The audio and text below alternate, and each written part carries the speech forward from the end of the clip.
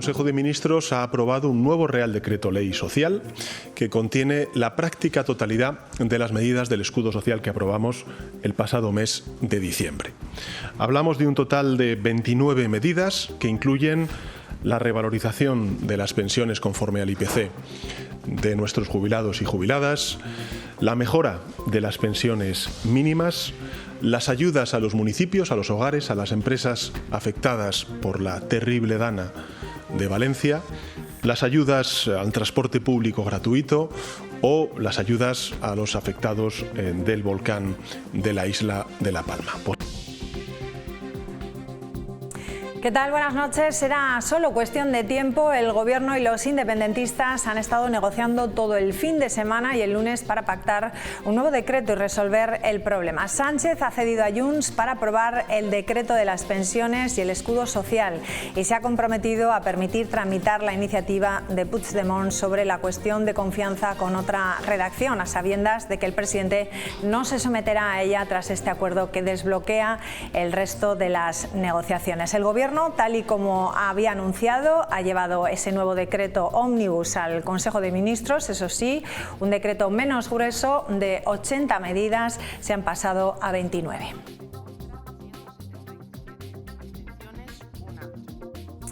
Bueno, pues vamos a ver cuáles son algunas de esas medidas que se incluyen en ese nuevo decreto que ha aprobado hoy el Consejo de Ministros. Estamos hablando del escudo social, de la subida de las pensiones, de las bonificaciones al transporte público, las ayudas afectados a La Palma, también a los afectados por la dana, medidas antidesahucios o los avales a propietarios e inquilinos. Pero quedan fuera otras medidas económicas que no son de claro contenido social y que irán más tarde en otros decretos. Bueno, pues de ello hablaremos en la tertulia, pero les vamos a presentar también a nuestra protagonista esta noche del programa. Es Cristina Antoñanzas, la que fuera vicesecretaria de UGT a nivel nacional.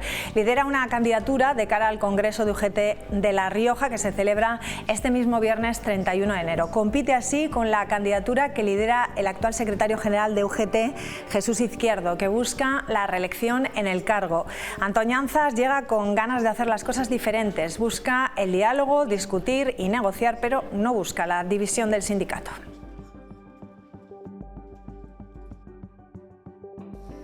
Esta candidatura que hoy presentamos no la presentamos para dividir, no la presentamos para confrontar, que tendremos que confrontar porque habrá una votación, pero no la presentamos para enfrentar el sindicato. Lo que consideramos es que, como ya he dicho, las cosas se pueden hacer de forma diferente y lo que vamos a hacer a partir del día en cuanto salgamos elegidos y ganemos el Congreso es trabajar para que todas las personas que no se hayan sentido representadas, todos los compañeros y compañeras que no se hayan sentido representadas en esta candidatura, trabajar para que se sientan representados y que forman parte de la Unión General de Trabajadoras y Trabajadores. Bueno, pues está con nosotros Cristina Antoñanzas. ¿Qué tal? Muy buenas noches. Hola, buenas noches. Bienvenida, ¿cómo está? Muy bien. ¿Bien? Sí. Bueno, ¿qué le ha parecido que se haya aprobado este decreto ómnibus? Vamos a empezar por hablar de la actualidad.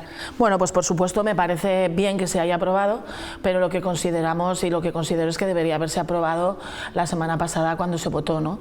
Porque lo que desde UGT siempre decimos, ¿no? Que no se puede utilizar como arma arrojadiza, sobre todo el escudo social que tenía este Real Decreto, ¿no? Y que protege pues, a no solo a los trabajadores y las trabajadoras, sino protege a los ciudadanos y sobre todo a nuestros pensionistas, ¿no? Por eso, pues bueno, que utilicen como arma arrojadiza pues los reales decretos que se presentan por parte del Gobierno cuando no tienen por qué ser y como arma política no nos gusta y nosotros no estamos de acuerdo.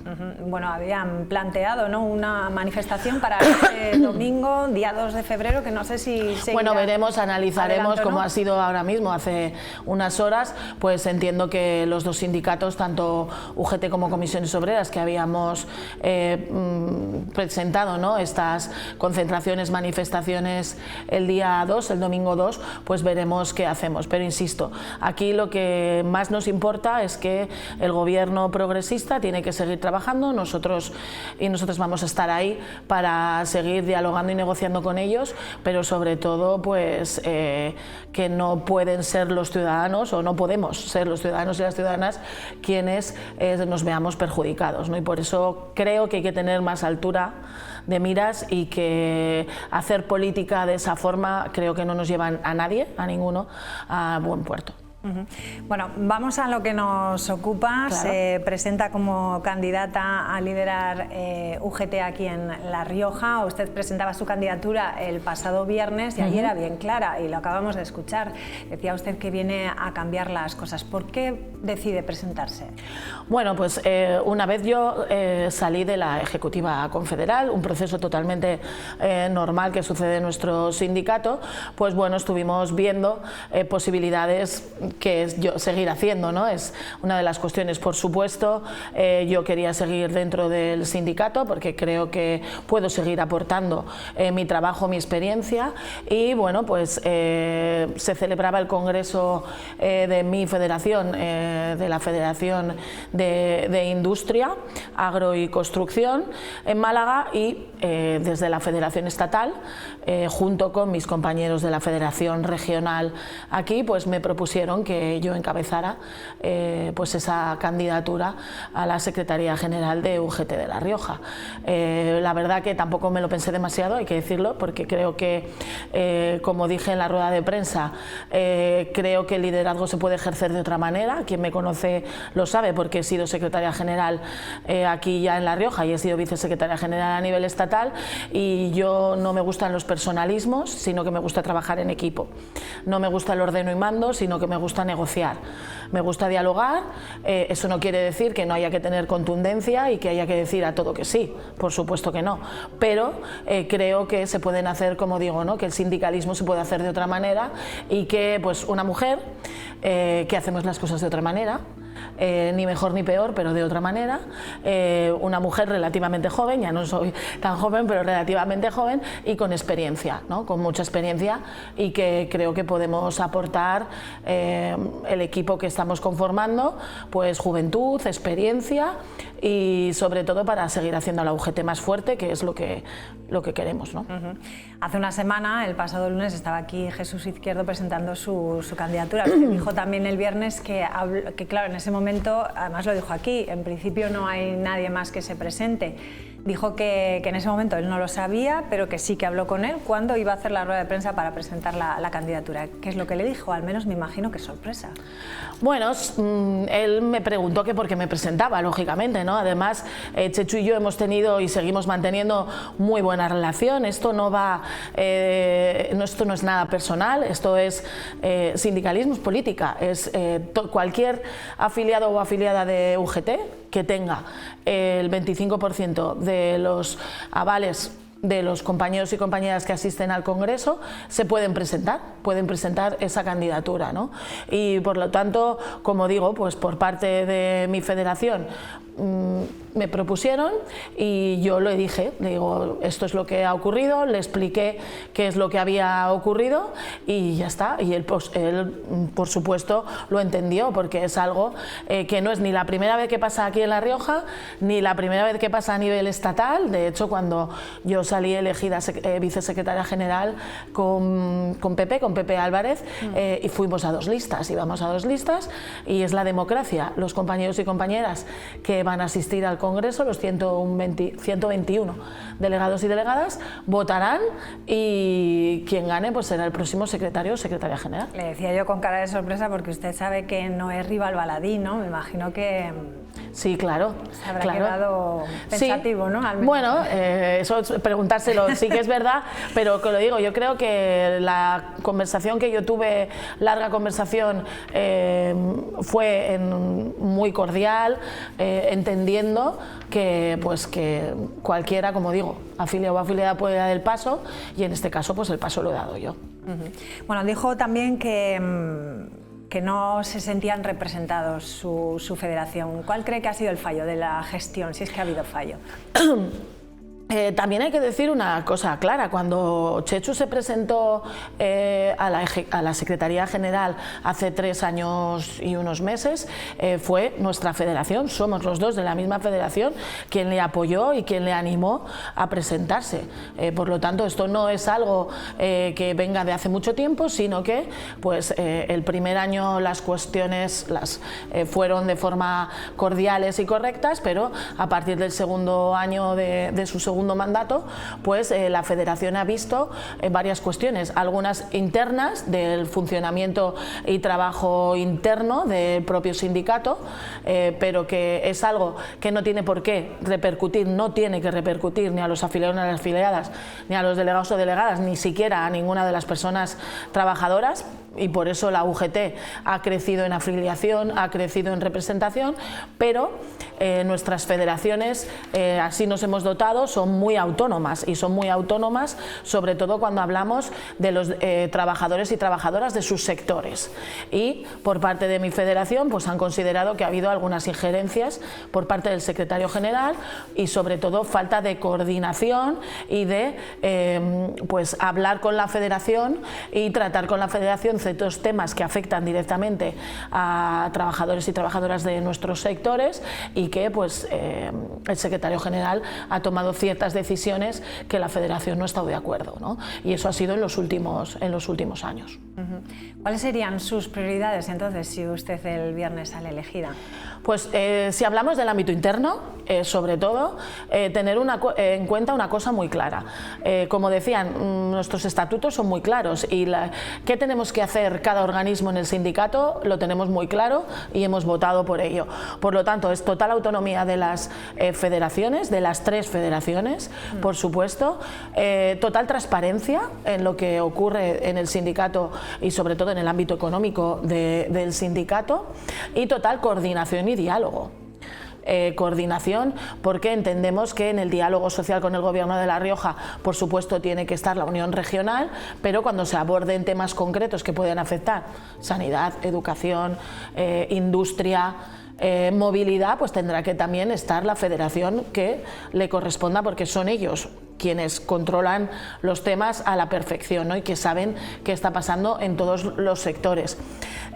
Y si ya hablamos, también hay otra cosa importantísima que quiero decir. Una, creemos y vamos a seguir reforzando nuestros servicios jurídicos, porque creo que es una de la UGT en general, en todo el Estado, porque lo conozco, tiene los mejores abogados y abogadas laboralistas, y creo que es importante seguir reforzando los servicios jurídicos.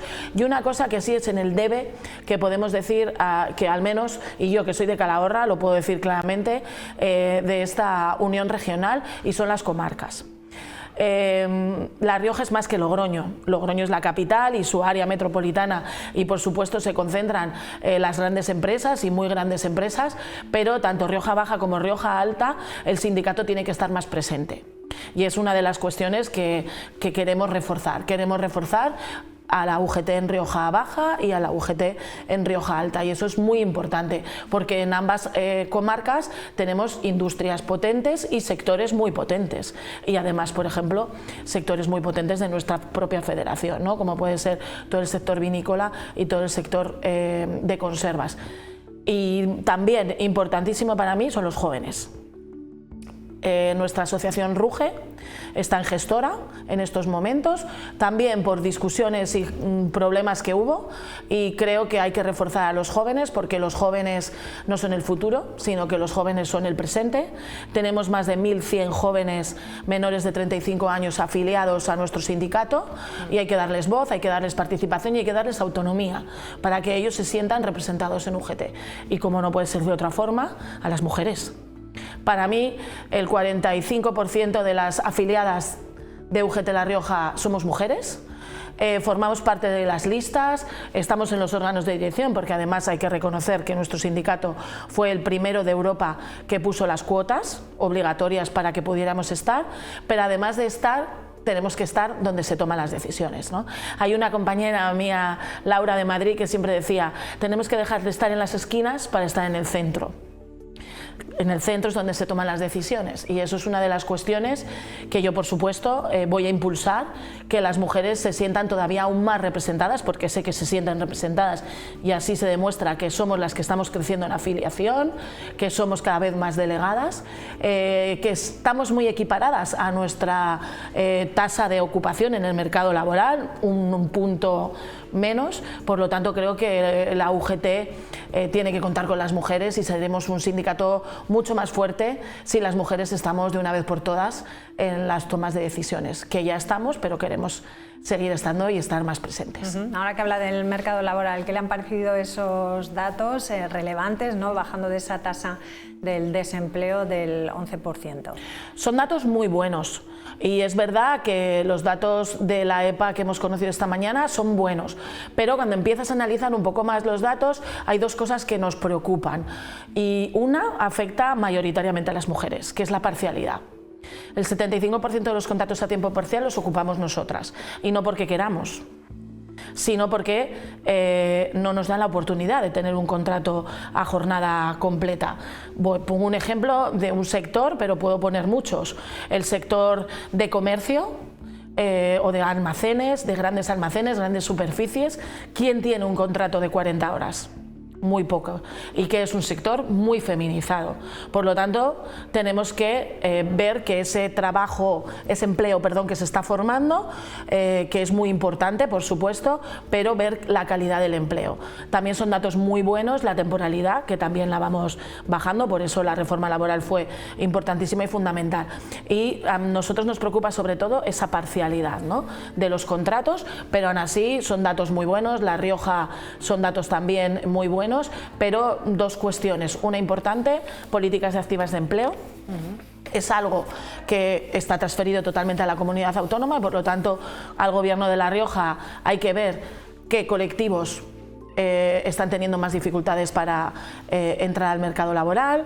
Jóvenes, primer empleo, mujeres. Bueno, los jóvenes, ¿no?, que siguen teniendo una tasa altísima, ¿no? Una tasa muy alta. A pesar de que haya bajado. Sí, a pesar de que haya bajado, la tasa sigue siendo muy alta. Por lo tanto, hay que hacer programas específicos de esas políticas activas de empleo dirigidas especialmente a la gente joven. Algo importantísimo que hay que utilizar, que hemos defendido desde el sindicato y que no solo lo tenemos que dejar en la empresa manufacturera, que es ese contrato relevo. El contrato relevo es una puerta magnífica para que los trabajadores y trabajadoras con más edad, que llevan años, salgan en unas condiciones muy buenas, pero que entren gente joven a trabajar, ¿no? Entonces el contrato relevo, eso al Gobierno central hay que ampliarlo y volverlo a poner en marcha en todos los sectores, porque creemos que es fundamental, ¿no? Y por eso creo que hay que trabajar en cosas muy concretas que desde el Gobierno de La Rioja, si salgo elegida, pues me gustaría tratar con ellos, ¿no?, y abordarlo en las políticas activas de empleo. En 2027 UGT cumple medio siglo de historia. ¿Cómo visualiza el futuro del sindicato en una etapa marcada por eso, lo que estamos hablando, por los cambios en el mercado laboral? Pues yo visualizo un sindicato fuerte, porque creo que estos últimos años, ¿no?, hemos ido creciendo en afiliación, hemos ido creciendo en representación. Un sindicato donde cada vez más mujeres van a estar en la dirección del sindicato, porque creo que es importante y es un reflejo. Somos el 51% de la población, por lo tanto es un reflejo total, pero sobre todo un sindicato que va a seguir pegado a los trabajadores y a las trabajadoras. Un sindicato que estamos trabajando, que nos estamos formando en todo ese nuevo mercado laboral, ¿no? Hablamos de las plataformas, de la digitalización, de la inteligencia artificial, que hace unos años nos sonaba a todos que estaba como años luz, y la tenemos ahí. Ahora, ¿qué empresa, sobre todo a nivel de producción, no utiliza algoritmos o inteligencia artificial para hacer sus procesos de producción? Y ahí una de las cosas importantísimas que tenemos que hacer como sindicato es, junto con el Gobierno regional, por supuesto, es formar a los trabajadores y trabajadoras en todas estas nuevas tecnologías, que ya no son tan nuevas, que están, pero yo creo que vamos a ser un sindicato que sabemos donde estamos, que estamos yendo incluso un poco por delante de lo que está sucediendo, porque hemos trabajado sobre todo, por ejemplo, aquí en La Rioja se nota menos, pero cada vez más en las plataformas, en esos trabajadores que vemos con las mochilas y trabajadoras, pero que hay muchas, sobre todo trabajadoras, que no vemos con las mochilas y que a lo mejor están yendo a nuestras casas a cuidar de nuestros mayores o de nuestros hijos, ¿no? Y ahí pues creo que esa experiencia que he adquirido en todos estos ámbitos y en todos estos sectores, ¿no? En La Rioja podemos hablar de ello y empezar a trabajar para seguir siendo una de las mejores comunidades autónomas. Bueno, por último, de cara a este viernes, día 31, ¿qué le quiere decir a los afiliados? Bueno, pues la verdad, pues a los compañeros y compañeras que van a ir al Congreso, por supuesto que me voten, claro, que voten no a Cristina solo, sino a la candidatura que vamos a presentar, porque insisto, somos un equipo y es a lo que tenemos lo que nos vamos a presentar, y sobre todo pues que una de las cosas principales es que salgamos como salgamos, al día siguiente hay que empezar a trabajar, porque las personas que no han votado, que no se han visto representadas en alguna de las candidaturas, se sientan representadas. Y yo no he puesto líneas rojas y sinceramente creo que yo sí que soy la persona que una vez pase el día 31 a las 2 de la tarde, si salgo elegida secretaria general, puedo conseguir que los compañeros y compañeras que no se han visto representados en nuestra candidatura, en pocos meses se sientan integrados en la UGT, porque me considero una persona muy dialogante, una persona muy empática, una persona que tengo un carácter, pero que sé negociar y que sé llegar a acuerdos, ¿no? Y por lo tanto creo que podemos hacer juntos y juntas una UGT más fuerte, porque si tenemos una UGT más fuerte, los trabajadores y trabajadoras riojanos van a estar mucho más protegidos. En el caso de que no sea así, que usted no salga elegida, ¿qué va a hacer? Pues en el caso que no salga elegida, pues estaré a disposición de mi sindicato, de mi federación, para lo que ellos consideren, porque no me voy a ir a mi casa. Creo que voy a seguir trabajando porque es importante que las mujeres que hemos ocupado puestos de dirección, sean donde sean, o hemos sido delegadas. Yo empecé de delegada en mi empresa de 12 trabajadoras, y digo trabajadoras porque el único hombre era el director, el resto éramos mujeres, y creo que desde que fui elegida ya en el 2001-2002 delegada, he seguido trabajando primero por mis compañeras y compañeros en mi trabajo, y luego desde el 2007 pues en mi trabajo y en el sindicato. Y por lo tanto yo me pondré a disposición de mi federación aquí en La Rioja y decidiremos entre todos dónde voy a seguir, porque lo que sí que voy a seguir es defendiendo y luchando por los derechos de los trabajadores y las trabajadoras, y ahora mismo, como he hecho y empecé aquí en La Rioja. Por cierto, no le he preguntado si ha habido algún tipo de acercamiento porque se ha hablado, ¿no?, de que podría haber una integración de las candidaturas. Veremos lo que pasa. Como sabéis, hasta que se convoque el Congreso, la mesa abra el periodo de presentación de candidaturas, hasta que se cierre ese periodo de presentación de candidaturas, siempre podemos llegar a un acuerdo. Somos expertos en negociar y en acordar, pero insisto que si no llegamos a un acuerdo y hay dos listas, no pasa nada.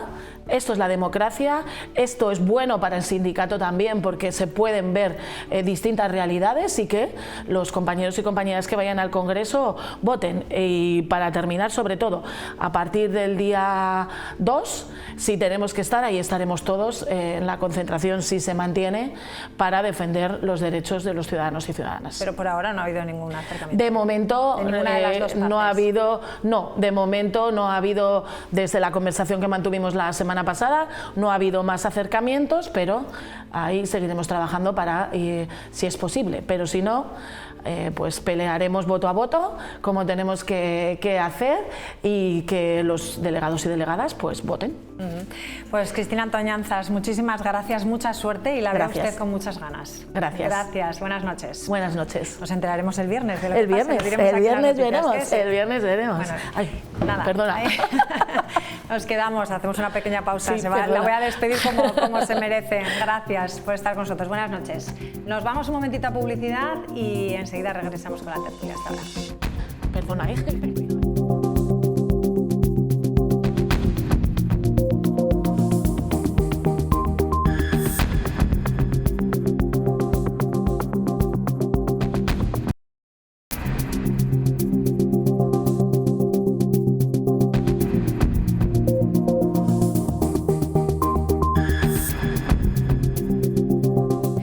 Bueno, pues tiempo para abrir ya la tertulia aquí en Punto de Encuentro. Vamos a saludar a Luis Fernández. ¿Qué tal? Muy buenas noches. Hola. Bienvenido.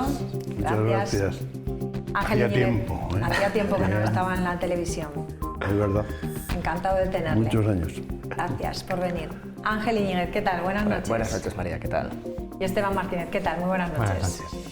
Bueno, pues parecía que iba a ser cuestión de tiempo, podríamos decir, el que se llegase a una solución. El Gobierno y los independentistas han estado negociando todo el fin de semana y el lunes para pactar un nuevo decreto y resolver el problema. Sánchez ha cedido a Junts para aprobar el decreto de las pensiones y el escudo social y también se ha comprometido a tramitar la iniciativa de Puigdemont sobre la cuestión de confianza con otra redacción, pero el presidente, a sabiendas, no se va a someter a ella tras este acuerdo que va a desbloquear el resto de negociaciones. Nos lo cuenta Rafa Navarro.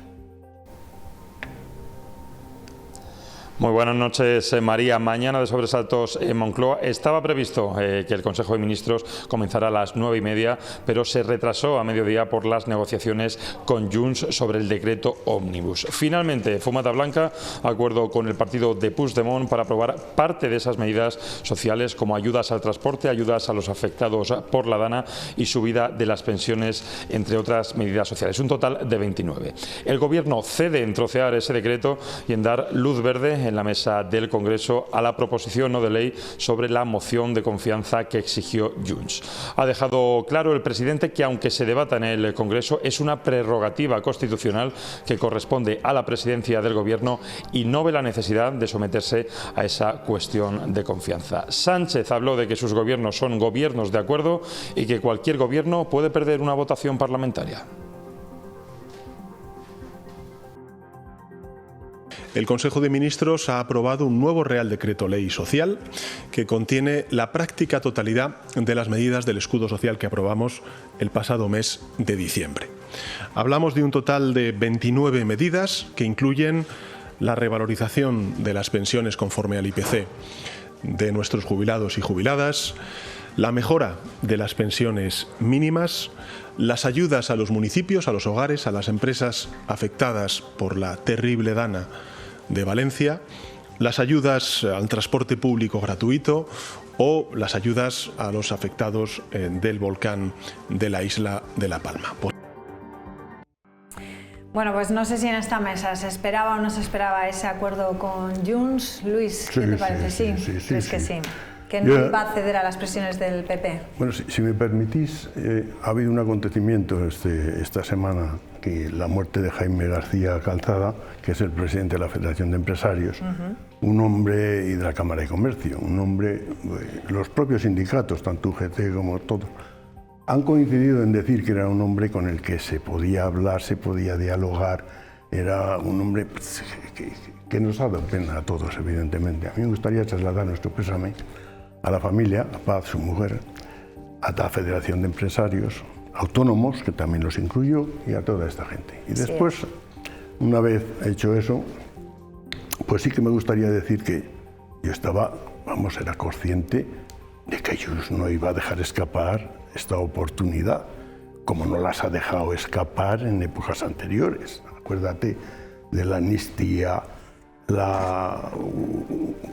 en Suiza el diálogo con una persona que no viene a cuento la financiación. Mediador, perdón. Un mediador.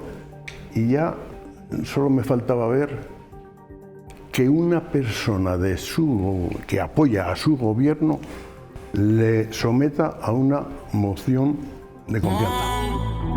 Eso no se ha visto nunca en un gobierno, jamás. Claro, ¿qué ocurre? Pues mira, un presidente de gobierno que cae en esto, yo en Europa es que creo que no sería posible.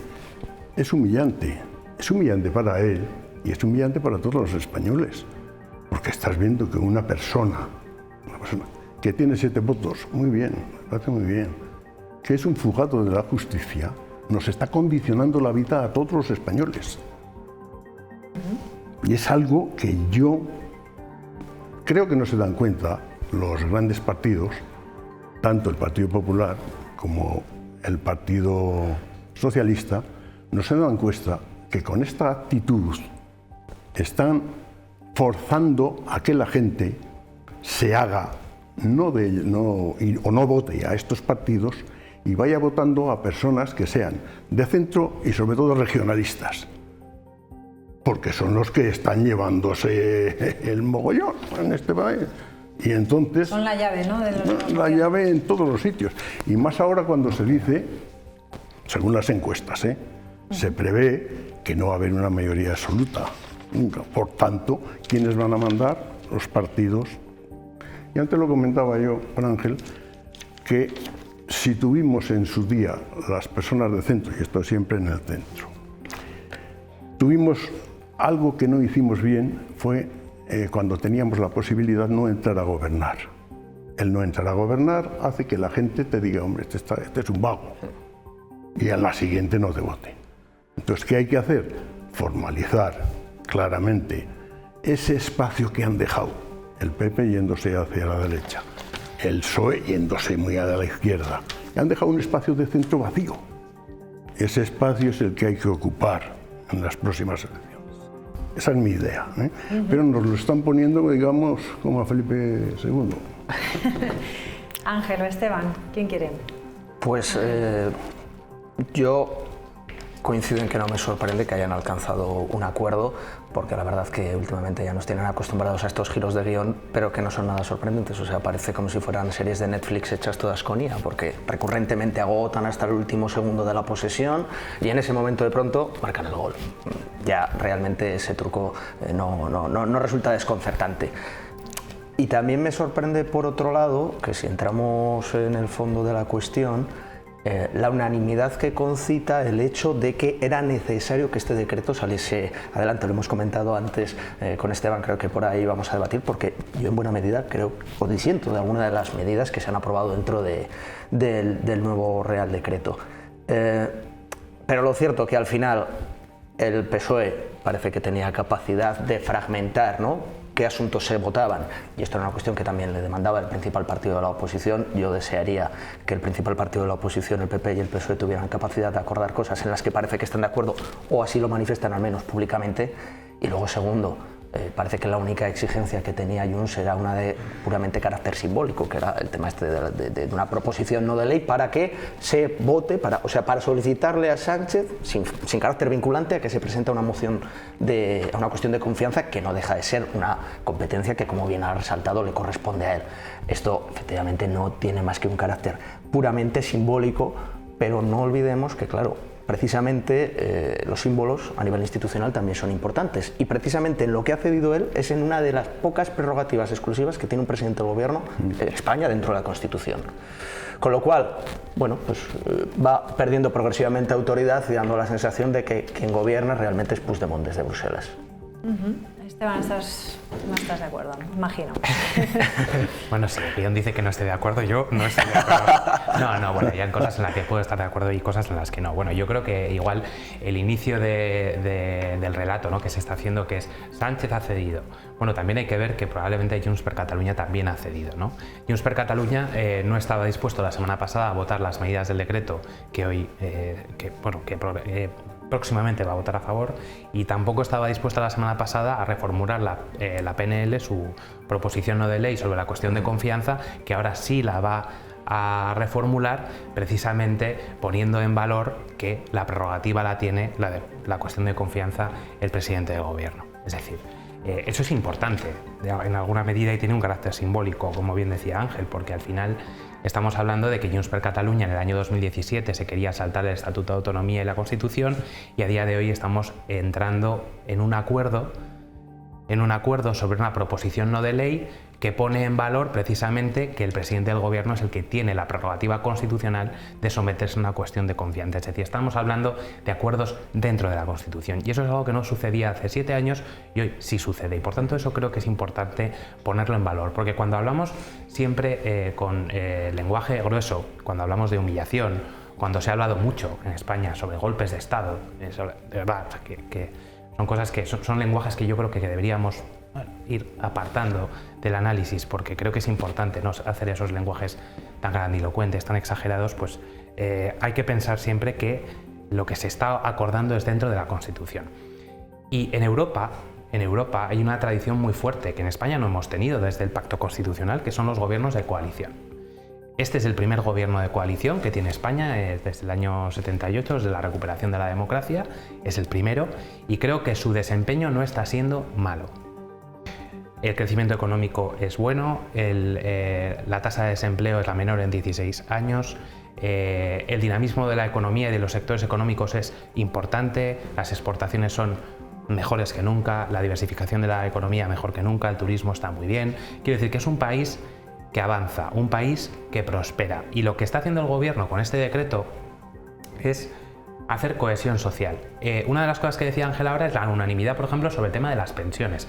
Parece que ahora, a mí me encantaría, lo habéis citado los dos, que los dos grandes partidos y que el Partido Popular en cuestión fuera capaz de acordar con el gobierno las pensiones. Pero fue el Partido Popular, y hay que recordarlo, quien se salió del acuerdo de revalorización de las pensiones cuando solo iban a subir el 0,25. Y en el año 2021, cuando las pensiones iban a revalorizar por el IPC, el Partido Popular en el Senado presentó un veto y en el Congreso una enmienda a la totalidad. Y en el año 22 lo votó en contra, la subida de las pensiones, en el año 23 lo votó en contra y en el año 24, que era lo que tocaba, también lo ha votado en contra. Entonces, y ahora resulta que viene al Senado, hoy ha ido al Senado a decirle al gobierno que suba las pensiones conforme al IPC. Vamos a ver, yo creo que hay que ser serios en este país y el centro derecha ha tenido esa tradición de seriedad que a día de hoy el Partido Popular no la tiene. Que recupere la centralidad, porque es verdad que hay un espacio en el centro que el Partido Popular ha perdido, que recupere la centralidad y que vuelva a los pactos de Estado, entre otras materias, con el tema de las pensiones que lo abandonó hace unos años. Claro, pero ahí no has tenido en cuenta una cosa. En los parlamentos... Seguro que muchas no he tenido en cuenta. No, pero una que es muy importante.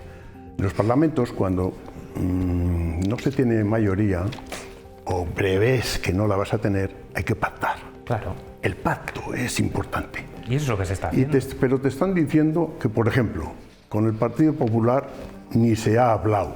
Yo no defiendo al Partido Popular, ya te lo adelanto. Pero que ni se ha hablado con ellos. Pero hombre, vamos a ver, ¿cómo ha salido adelante el tema de las pensiones, el aumento de las pensiones estos años anteriores? Ha hecho falta meterlo en un macropacto ahí para...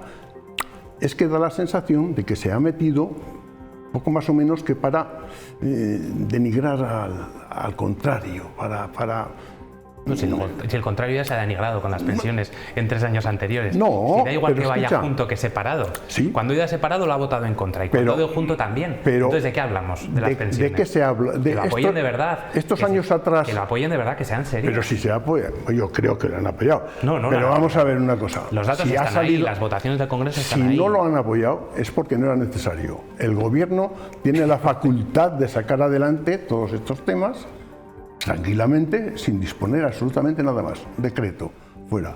Lo firma el rey, adelante. No. Sí. Y también te voy a decir una cosa. Un Real Decreto Ley tiene que ser convalidado. Real Decreto Ley. Sí. ¿Pero cuántos han salido sin convalidar? Por lo que son decretos, sí, lo que dices. Sí. Lo han salido. Pero ¿sobre qué materias? Hay materias sobre las que se puede decretar y otras sobre las que no. Pues una de ellas es esta, que son 12 millones de personas las que están esperando a ese decreto. 12 millones de personas. Hay que saltarse todo lo que haya que saltarse para abastecer. Lo que haya que saltarse. Y no ponerlo en un... No hay que saltarse nada. No. Siempre dentro de la ley. Si es lo que te has dicho antes. Que mira, dice que es un pacto constitucional el hecho de la moción de censura. De confianza. En este caso la moción de confianza. Ya, si lo dice la Constitución, claro. ¿A qué viene el poner eso en solfa? Por el Puigdemont ¿a qué viene? pues es para encorviar, es para humillar, no es para otra cosa, porque de ahí no sacas nada positivo, absolutamente nada positivo. Eso es, primero, los jubilados, que yo ya estoy. Entonces, lo primero. Y, es que esa es una cuestión. Hay interés de parte, hay interés de parte. Y sin necesidad de montar estos números. Bueno, pero y me otra, ha encantado, pero vamos a ver, que ves que no la vas a sacar adelante, dialoga, dialoga. Y eso es lo que se ha hecho. Y eso es lo que se ha hecho. Se está diciendo el PP lo que no puede ser, que no le han llamado. Lo que no puede ser es que si es que además está tan claro, es tan evidente, yo creo que tanto el Partido Popular como Junts han sufrido un desgaste con esta cuestión.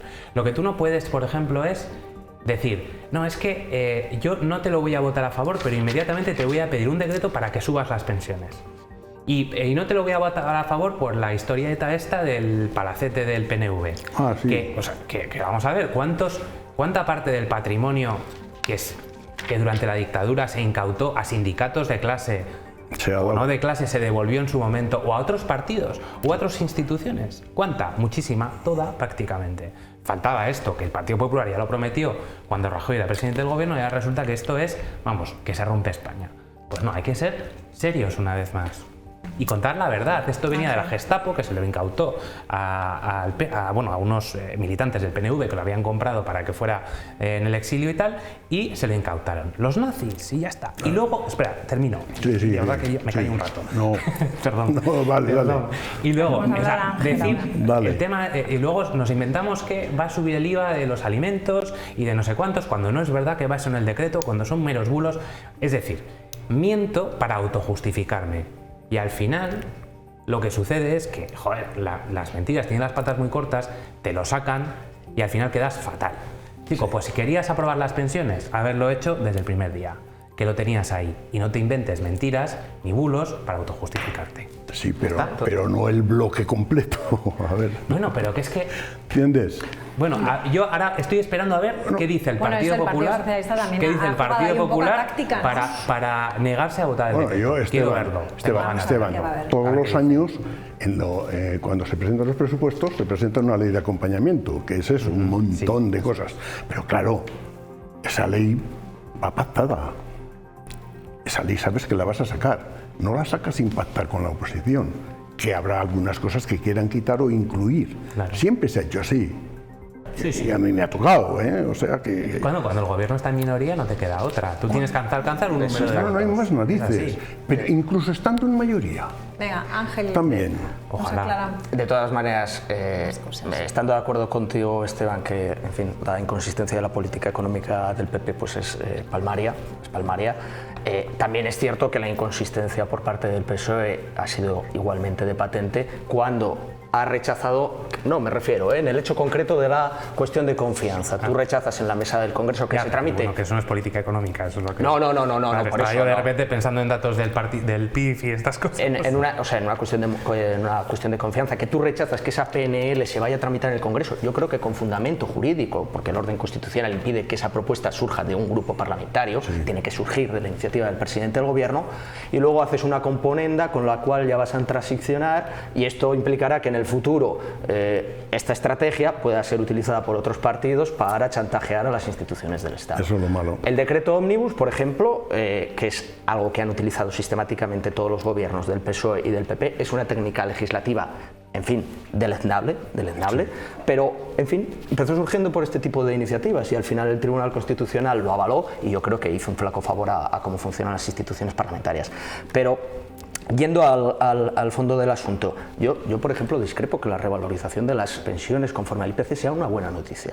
Yo discrepo de que sea necesario mantener bonificaciones al transporte público y yo discrepo de que sea una buena medida, la última, digamos, que entra dentro del escudo social, de esas garantías, esos avales que va a pagar el Estado a los propietarios para garantizarles que si su vivienda es ocupada, cobran las rentas. ¿Y por qué digo que para mí me parece una mala noticia? Porque frente a los datos que nos invitaba y nos ofrecía ahora Esteban sobre la boyante economía española, lo cierto que a mí me revelan que se trata de una economía profundamente subsidiada y que se mantiene su crecimiento a base de gasto público. Las pensiones ahora mismo ocupan el 12% del PIB. El 40% del presupuesto general del Estado está dedicado al pago de las pensiones. Se van a aumentar dentro del decreto, que es una cosa que no se dice, las cotizaciones sociales. Las empresas van a tener que pagar más por los trabajadores, cuando España ya es el país de la Unión Europea que más paga por sus trabajadores. Pero ni aún así el sistema es sostenible, porque todo el déficit de la seguridad social no se paga con cotizaciones, se paga con impuestos. Por lo tanto, seguir aumentando, incrementando esa partida cuando parece que está generando un problema claro en la prosperidad económica de España, a mí me parece un error. Bonificaciones del transporte público. Surgen como una necesidad transitoria porque hay un aumento de los precios de energía derivado en primer lugar como consecuencia de la crisis del COVID y posteriormente acentuada por la crisis de la invasión de Ucrania por parte de Rusia. Esa era una medida transitoria, ¿no?, para cubrir un pico, un pico inflacionista en los precios de la energía. ¿Por qué se mantiene de forma permanente?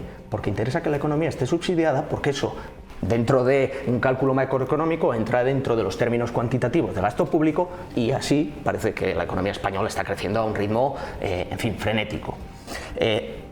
Respecto a los datos de la energía, he estado consultando. En agosto de 2020, la factura media estaba en torno a 60 euros al mes. Durante todo 2023 y 2024, la factura media ha rondado también los 60 euros al mes.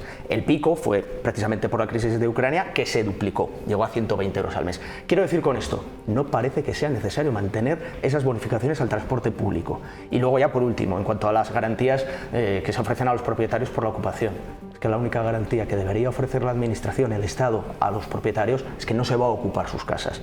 Y si se ocupan sus casas, está la Administración de Justicia y están los cuerpos y fuerzas de seguridad del Estado para proceder a un inmediato desalojo que haga que su propiedad esté a disposición de esos particulares. No tiene el Estado por qué financiar la ocupación, que es en la práctica lo que está haciendo. Entonces, por eso yo digo que también creo que el fondo del asunto hay que discutirlo. Vale, brevemente. Esteban y Luis. Brevemente, voy a intentar hacer brevemente. Bueno, respecto a... Hablamos de economía. La alarma que en general los sectores económicos han lanzado en España sobre, por ejemplo, el crecimiento del salario mínimo que iba a destruir cientos de miles de empleos en nuestro país, no es cierta. Lo digo porque esto nos sirve muchas veces para desmentir algunas cuestiones que tienen no tanto un carácter estructural como un carácter coyuntural. Como por ejemplo hablamos del tema de las pensiones. Es decir, no se suben las pensiones por una cuestión de estadística de gasto público y para seguir contribuyendo a la economía subsidiada. Que bueno, que es un concepto que queda muy bonito, pero lo que se sube, o sea, el incremento de las pensiones en España tiene mucho que ver con la pirámide de población. Y la pirámide de población en nuestro país es la que a día de hoy se está jubilando la mayor parte de la generación del baby boom, nace mucha menos gente y por tanto hay muchas menos personas, digamos, en edad de trabajar de las que necesitaríamos. Por eso en España, por ejemplo, y sacamos otro tema, viene bien el tema de la inmigración, pero bueno, esto ya lo podremos hablar otro día, porque contribuye con nuevos cotizantes que son muy necesarios. Y luego un pequeño dato. El tema de la ocupación. Por supuesto que el Estado garantiza que no se ocupe tu vivienda, y las fuerzas y cuerpos de seguridad del Estado y la Administración de Justicia está para eso. Pero es que hay que señalar una cosa. En España, la preocupación por la ocupación y por los robos es inversamente proporcional a los hechos de ocupación y de hurtos que suceden. Somos uno de los países donde menos robos y menos ocupaciones de vivienda se producen. Creo que eso, no sé si se dijo un 0,006%, pero estamos entre los 3 países de la Unión Europea que más preocupación. Yo es verdad que me canso de escuchar en la radio anuncios de alarmas, me canso verdaderamente, porque creo que someten a la población a una alarma social innecesaria, que lo utilizan los partidos políticos de derecha. Bueno, de derecha y de izquierda. No, de derecha. Pero, a lo que decías, yo no he debatido mociones de ocupación con subir salario mínimo, quitar media hora de trabajo. ¿Tú te crees que se puede hacer de la forma que lo han hecho? Se juntan los sindicatos con la ministra de Empleo y unilateralmente, porque sí, sin hablar con la patronal, sin diálogo, sin nada.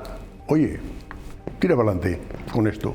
cueste lo que cueste, sin saber qué puede ocurrir ahí. Se ha levantado de la mesa de negociación en varias ocasiones. Por algo será. Bastantes.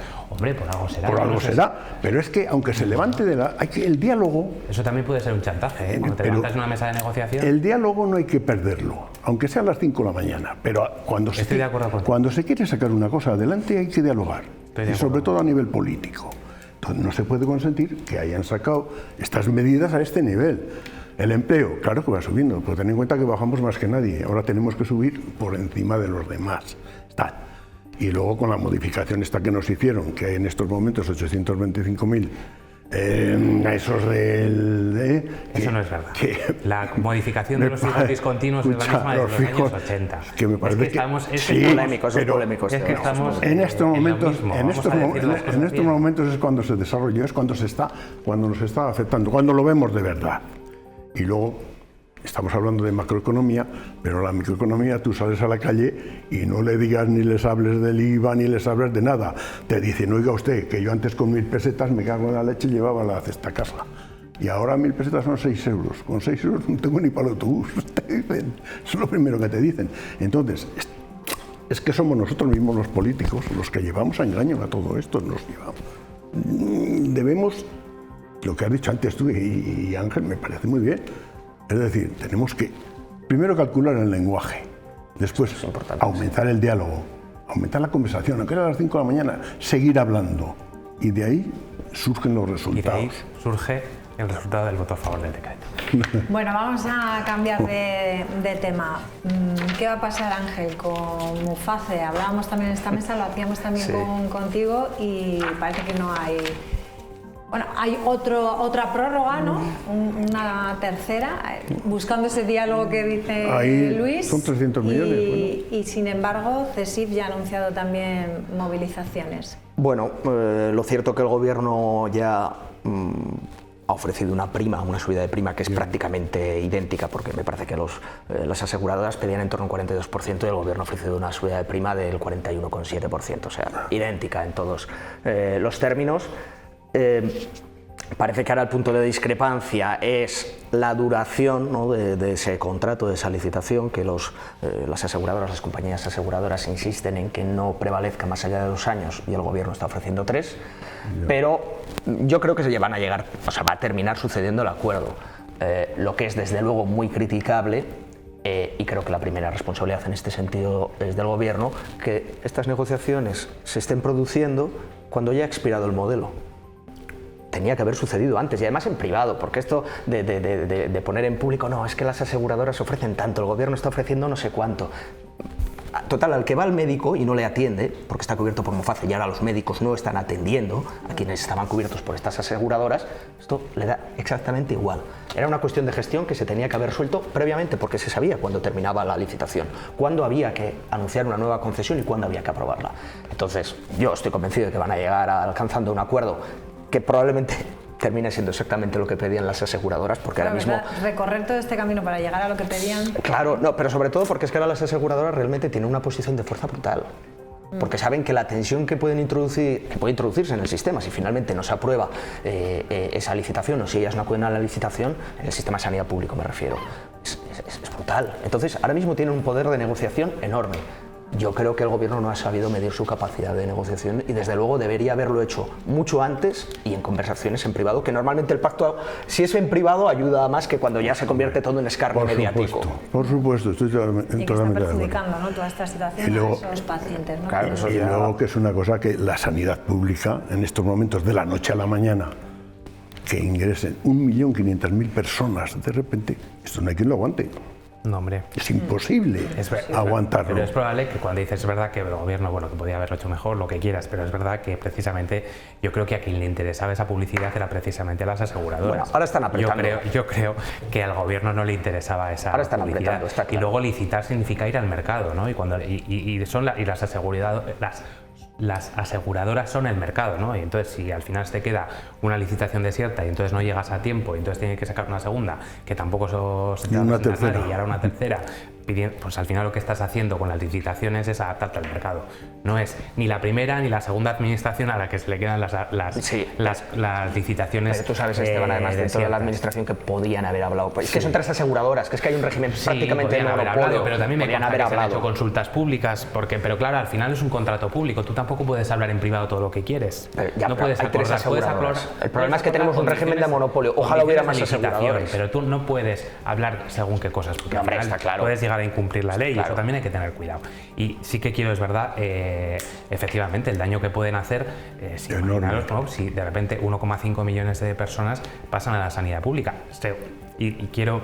Voy a arrimar a mi casa ya que puedo y que tengo micrófono, y sobre todo si hay administraciones públicas como el Gobierno de La Rioja que hacen lo que están haciendo con el Hospital de Calahorra, donde se ha reducido un 25% de camas, se ha despedido prácticamente 84 trabajadores el año pasado pasaron a no ser estaturizados, a no ser personal del hospital, y poco a poco se van mermando los servicios públicos sanitarios.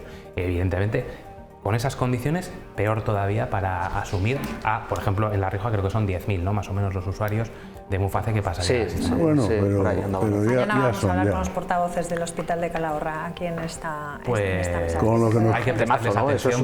lo que nos costó traerlo al hospital. Eso es un temazo. Ayer en el pleno del ayuntamiento una concejala de socialista, Mercedes González, hizo una intervención brillante, así que quien tenga ocasión en el ayuntamiento están los enlaces y que pueda ver su intervención, es casi al final del pleno. Es interesante ver todo el debate, pero las intervenciones de Mercedes más. Por cierto, que yo me lo llevo a mi casa, pero es que de verdad que lo hizo muy bien. ¿Qué ibas a decir, Luis?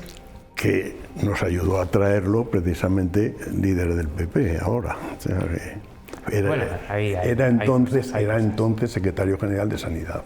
Bueno, también es verdad que sin la planificación urbanística que hizo el Ayuntamiento de Calahorra en los años 90 no se hubiera hecho, o sin la planificación de Nacho Pérez metiéndolo en el plan de hospitales del Estado tampoco se hubiera hecho.